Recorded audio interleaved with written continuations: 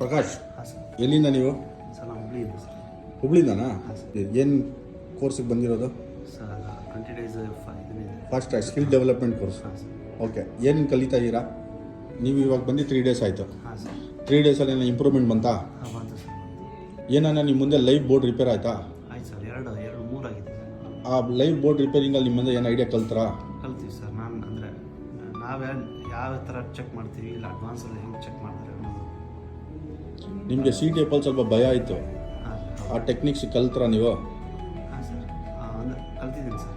ಅದು ಹೆಂಗೆ ಚೆಕ್ ಮಾಡಬೇಕು ಅನ್ನೋದು ಗೊತ್ತಿದ್ದಿಲ್ಲ. ಹಾಂ. ಸೊ ಚೆಕ್ ಮಾಡಿದ್ಮ್ಯಾಗ ಫಸ್ಟ್ ಯಾವುದು ಏನೇನು ಚೆಕ್ ಮಾಡಬೇಕು ಎಲ್ಲ ಗೊತ್ತಾಯ್ತು sir.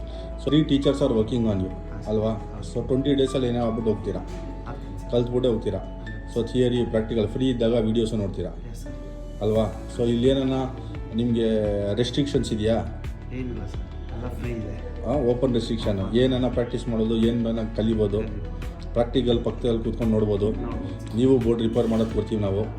Office open timings, closing timings ಏನೂ ರೆಸ್ಟ್ರಿಕ್ಷನ್ ಇಲ್ಲ. ಎಲ್ಲರದು ಸ್ಟಾಫದು ಫ್ರೆಂಡ್ಲಿ ನೇಚರ್ ಹೆಂಗಿದೆ?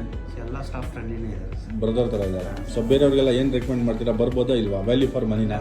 S sir, very for money sir. ಬರ್ಬೋದು. ಬರ್ಬೋದು sir. Done. Thank you Prakash.